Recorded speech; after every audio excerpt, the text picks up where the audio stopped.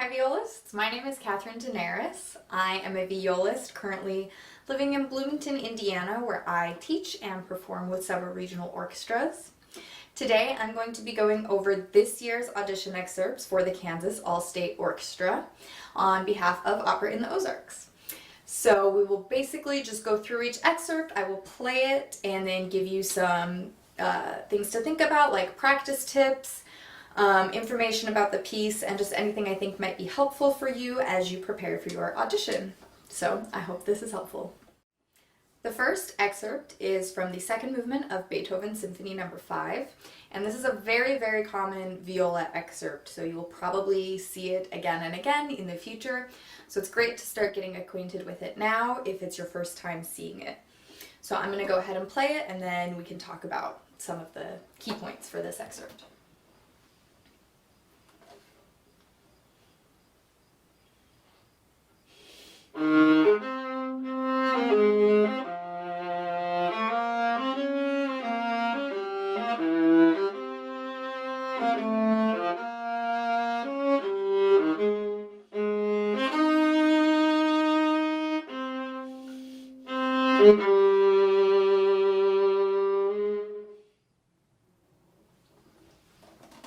So the first thing to note is that you have been given a pretty broad range of tempi.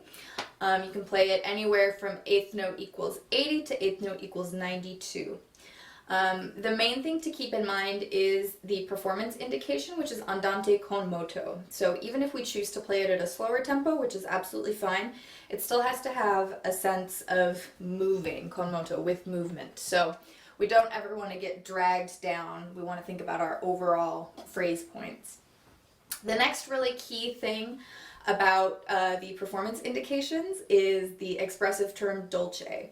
So we do have a piano dynamic, but we also have dolce, so very sweet, and I like to think of it as a very warm character. So even though we have a piano indication, it's not a scared piano, it's not a thin piano, it's not a background piano. It's a very rich, warm, sweet, dolce dynamic at the beginning here.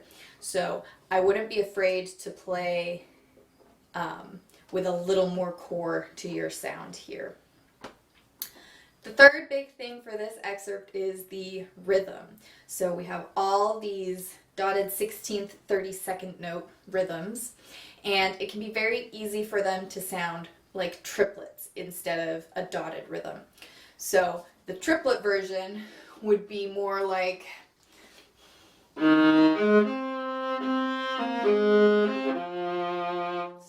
And we want to make sure that it is 16 notes in a 32nd note. So a division of 4. And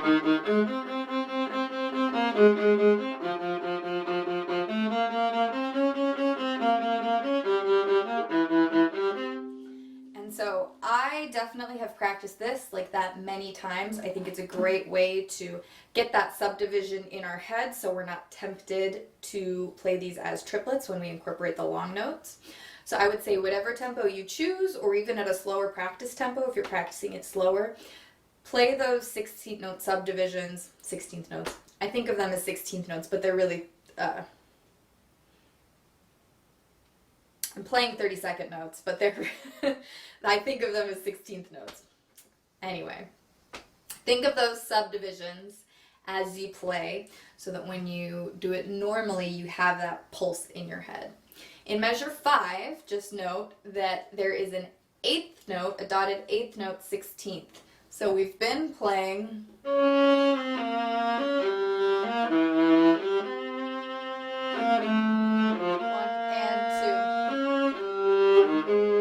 that's an easy one to miss, is that B flat in the 5th measure, 1 and 2. So just be mindful of that rhythm there. In terms of bowing, I start this on a down bow, pretty close to the frog, so in the lower half. This lets you do a nice little lift on that C, the downbeat of the first measure, so you can get that staccato. That staccato in this, again, we have to keep in mind the dolce and warm character. It's not harsh, it's just a gentle lift. So I start at the frog. I get to just above the middle. I'm back at the frog.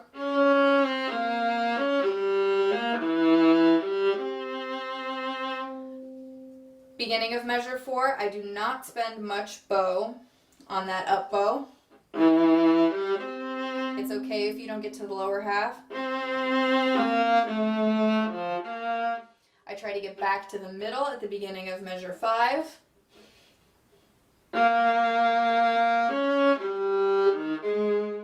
And now, on the A flat in measure 6 with the staccato, we just do a gentle stop. We're in the upper half.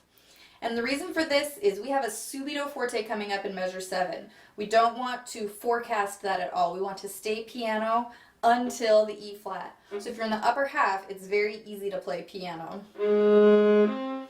And then in practice, we can practice setting our bow, grabbing the string, and playing a very loud up bow. And then soft. Still soft. The forte happens only on the G.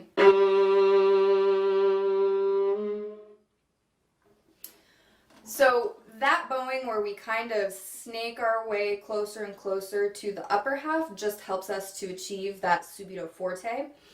There are many different bowing options you can choose, but that's one of the ones I've found most friendly for the dynamics.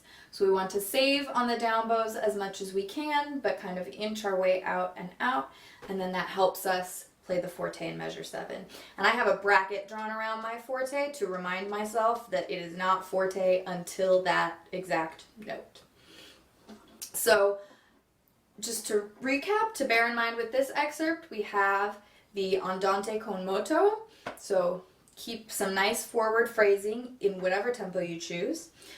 We have piano dolce, so not a scared piano, very sweet piano. And then just to be mindful of the subdivision, the internal subdivision that you have to have so that we don't play triplets. And then just watching out for those subito fortes that we don't anticipate them at all. So those are the key points to remember for Beethoven 5, and I hope that was helpful. The next excerpt is from Mendelssohn's A Midsummer Night's Dream. It's from the Scherzo movement. This is another very, very common viola excerpt, so again, it's very good that you're getting acquainted with it now, as I'm sure you will see it again. A Midsummer Night's Dream is a play by Shakespeare, and Mendelssohn composed some incidental music for the work, so that would be music that accompanies the play. So I'm just going to go ahead and play it, and then we can talk about the details.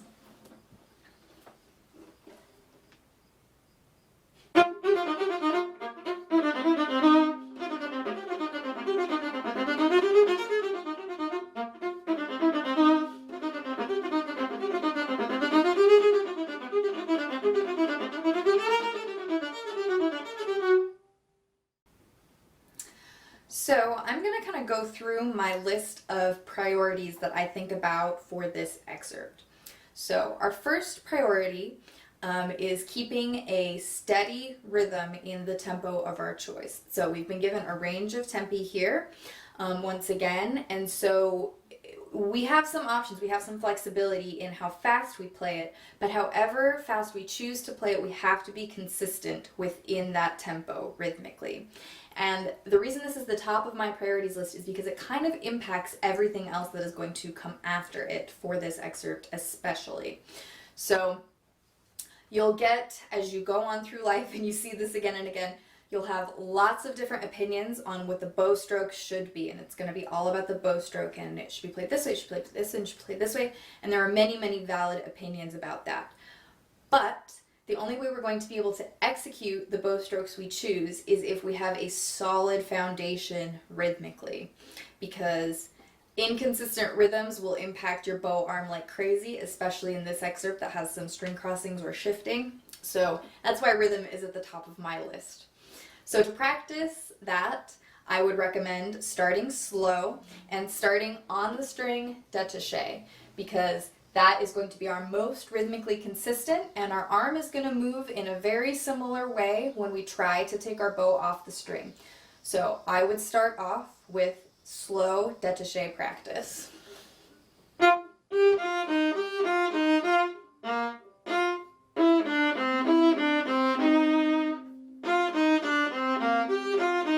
I would do this with a metronome, as slow as you need to be able to play everything consistently, and then just start bumping the speed up as you get more comfortable. We can of course do some of our rhythmic practice, so we can do our long short rhythms or a dotted rhythm. And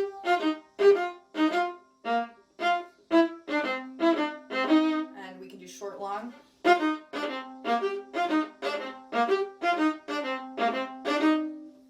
You can do too fast, too slow. You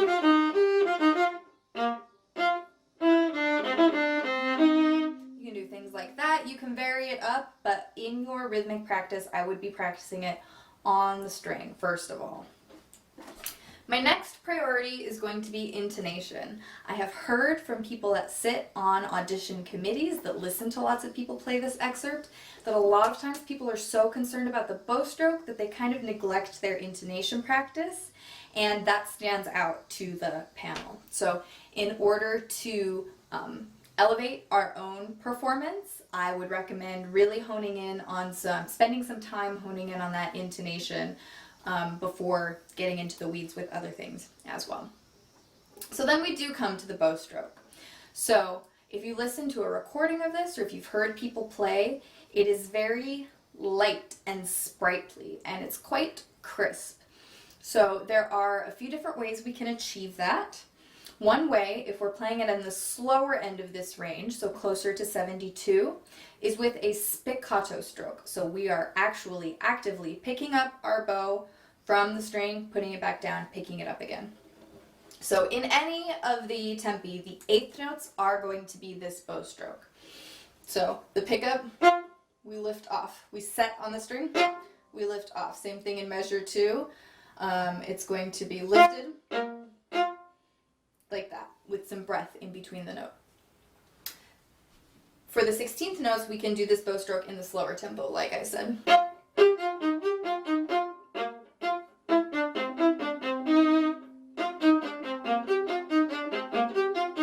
That may be slower than 72, but it does work at 72 like that. As you get faster, there is going to be less and less time for us to do the manual work of picking up our bow. And it's going to get a little bit frantic, and your tone isn't going to be as crisp. So as we get faster, we may want to work towards more of a sautille stroke. So in sautille, the bow is on the string, we're keeping the bow on the string, but it's bouncing itself. So you can hear that it's not quite détaché, but the bow hair is not leaving the string. And this is one of the reasons why I think it's nice to start off with a détaché practice, because basically all you do to get your sautille from your détaché is you narrow and use less and less bow, and you really get a stickiness on the string. So in a fast tempo, that is what I would recommend going towards. So closer to.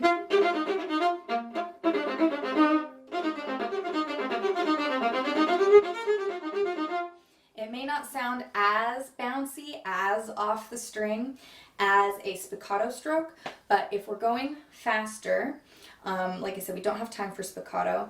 And again, I think our priorities should be a steady tempo and rhythm over the bow stroke. So I would choose your bow stroke based on your rhythmic integrity, because playing this in a very composed way with no rhythmic compression or speeding up and slowing down is really going to stand out, because it's difficult to do. Finally, there are just a few dynamic things in here. The beginning is pianissimo, but the loudest dynamic is only piano, so I wouldn't be afraid to, again, give your pianissimo a little bit of sound, but just knowing it has to be quiet in character, and we are going to get a little louder. In measure 7 and 8, we have our first set of dynamic hairpins. I when I'm doing my saute bow stroke, I just use a little bit more bow as we get louder and a little bit less bow as we come down. Same in 15 and 16, and same in 19 and 20.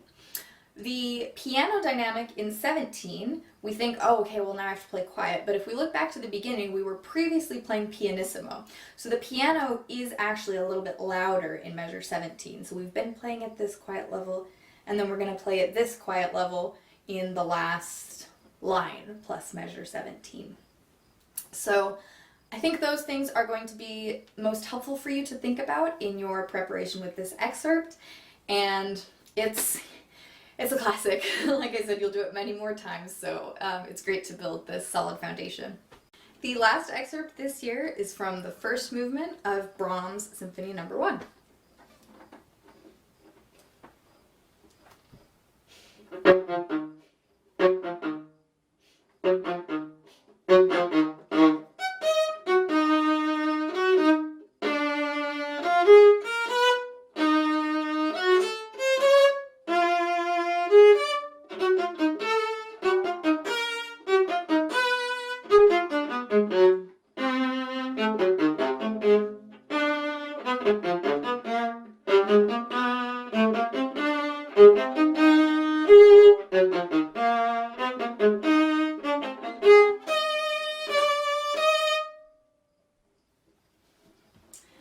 So I think this is a really fun excerpt. It's a really fun part of the piece.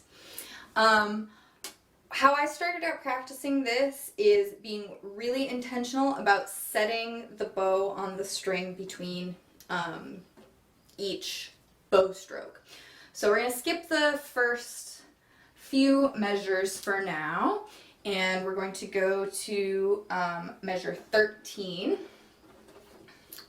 So I start 13 up bow, by the way, so I can have a down bow accent, but I am making sure I'm set on the string for that up bow, middle to lower half, definitely not above the middle.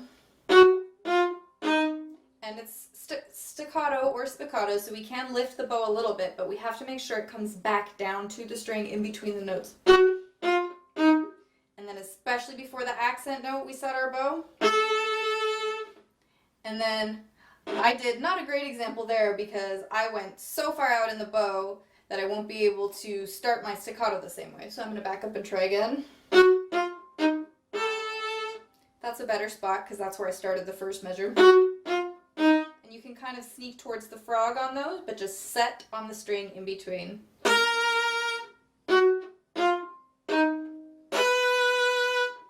So here we definitely have to set, and you can travel on this A.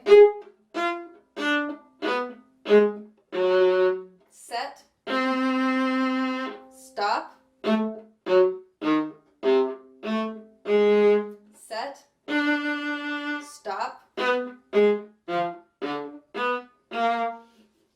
and basically continuing on like that, making sure to set before every long note for sure, set after the rests, and then in these ties, like measure 15 going into 16, stop the bow so you can set for the first eighth note.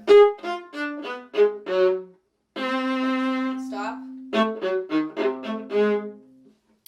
So really setting and stopping so we can have that crisp, loud, rich Brahms sound. If we're kind of sliding into the notes with the bow, not with the left hand, but with the bow, and not having that core sound, it's just not going to sound like Brahms. We need that kind of meatiness here. So now going back to the first measure, we have piano marcato for this opening figure, and we're on the downbeat, and we want to show that we're on the downbeat. So that's why we have that little accent, but it's still within piano.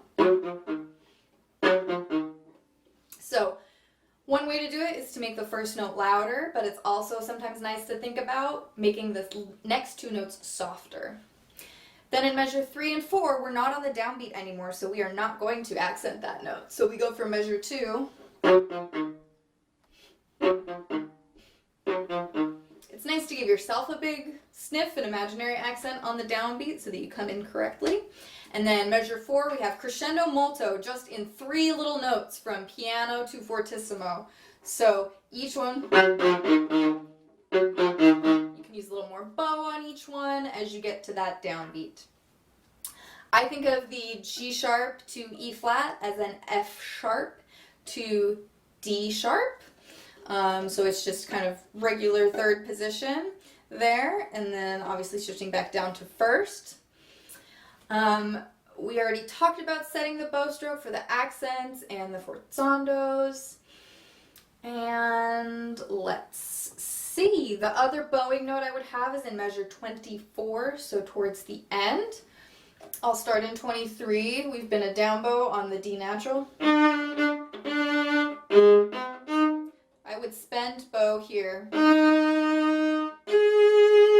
because we have two long notes, but we want to be able to spend some bow on that A and then be able to stop in 25 right where we want those eighth notes to be, and then do another up bow. So 24, we have long bows, especially the up bow to get back to the frog-ish lower half. And then that up doesn't feel so weird. And then finally, as we get to the end, just really sustain those last notes. It's a very grandiose and dramatic cadence we have there. And I think in general, if we just keep in mind the Brahmsian character of sound, I would listen to the recording, perhaps listen to other Brahms if you're feeling like a real overachiever, but definitely listen to this recording, hear how robust the orchestra sounds, and then know that technically you can achieve that by being very deliberate with how you're setting your bow and releasing your bow from the string. And I think you'll naturally capture the character of this excerpt.